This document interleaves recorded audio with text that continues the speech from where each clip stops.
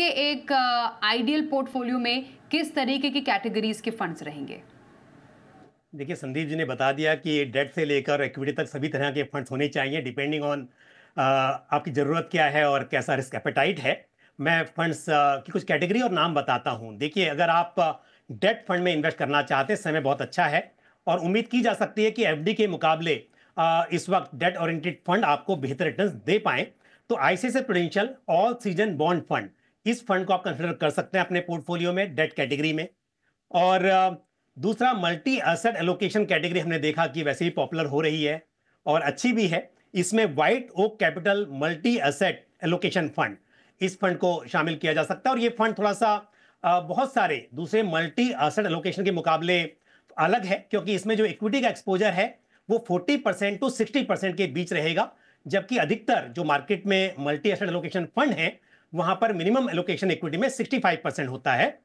तो जिनको थोड़ा रिस्क कम लेना है इक्विटी का, उनके लिए ये मल्टी एसेट एलोकेशन फंड एक सही चॉइस हो सकती है। उसके बाद बात करते हैं इक्विटी की। प्योर इक्विटी में जाना है तो पहले शुरुआत करते हैं लार्ज कैप से।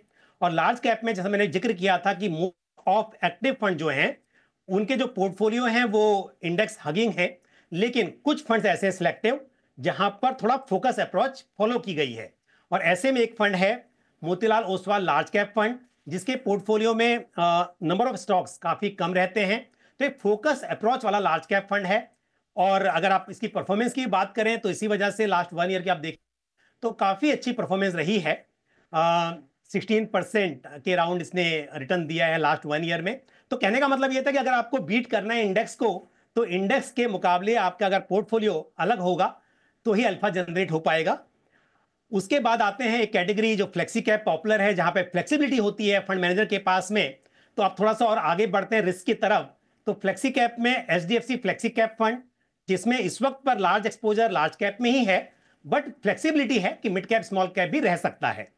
और लास्ट में ऐसी कैटेगरी जहां पर आपको large cap mid cap small cap सब कुछ मिल सकता है। और क्योंकि स्मॉल कैप मिड कैप के भी अब काफी करेक्शन हो चुका है, वैल्यूएशंस काफी नीचे आई हैं। तो अगर आप चाहते हैं कि पोर्टफोलियो में सब कुछ रहे तो आप कोटक मल्टी कैप फंड को कंसिडर कर सकते हैं। तो मैंने एक सीक्वेंस में बताया है सबसे कम रिस्क से लेकर और सबसे अधिक इन जो 5 फंड्स में है। तो आप मिलाकर भी बना सकते हैं पोर्टफोलियो और इंडिविजुअली जैसे आपकी जरूरत हो उस हिसाब से एक एक फंड को भी चुन सकते हैं।